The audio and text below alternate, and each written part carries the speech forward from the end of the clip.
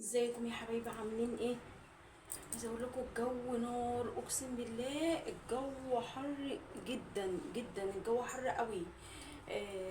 شهر 7 هل علينا اهو، وبدأ بقى الحر يشتغل. بصوا انا مش حاطه فلتر ولا حاجه عشان اقول لكم قد ايه الجو حر وعرق. تعالوا اقول لكم انا جبت ايه.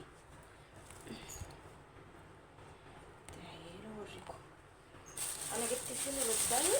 انا عايزه اقول لكم صحيح على حاجه، اقسم بالله خسيت. انا كنت وزنه نفس السبت اللي فات 75، دلوقتي 73. فهوريكم في اسبوع واحد 2 كيلو او 2 كيلو الا.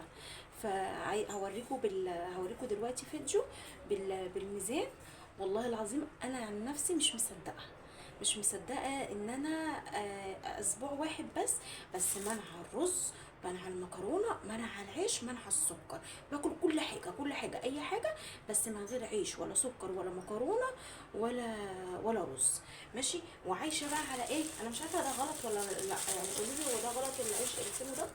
بصوا، عايشه على الفينو البني ده، عايشه على الفينو البني ده. اي حاجه عايزه اكلها باكلها بيه. بس بصراحه تحسوا ان هو ايه، اول ما بتاكليه بتحسي انت شبعانه وخلاص ومش قادره تكملي الرغيف. بعديها ما فيش نص ساعه نفسك جعانه وهبطانه واكنك ما اكلتيش اي حاجه خالص. فمش عارفه. انا طول الاسبوع كنت ماشيه على الفينو ده. عايزه اقول لكم بيشبع جدا جدا جدا جدا.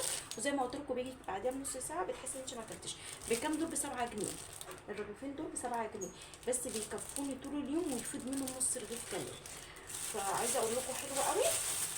هوريكم دلوقتي لما وزنت قبل وبعد. كنت 75 وبقيت 73. عايزه اقول لكم فرحانه اقسم بالله ومبسوطه جدا جدا جدا. مش مشكله 2 كيلو، بعد كده اسبوع تاني 2 كيلو في 2 كيلو ان شاء الله يا رب، ايه لحد ما اوصل الوزن اللي انا عايزاه. بس يا رب اعرف اكمل واستمر. ان انا زي ما انا قلت لكم الاكل بتاعي مش عارفه الف اكل، يعني مش عارفه الف اكل. هتقولي اتفرجي على الفيديوهات بيحطوا اكل غالي وبيكلفوه اكل غالي. عايزه اقول لكم جبت كمان هوريكم، استنوا ثواني.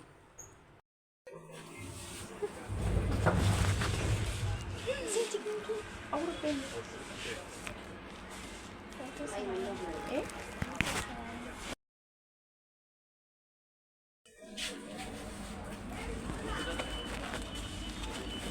قولي لي كده.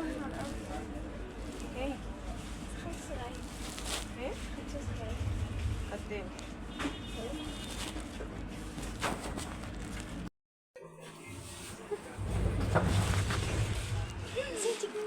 او ربنا ايه.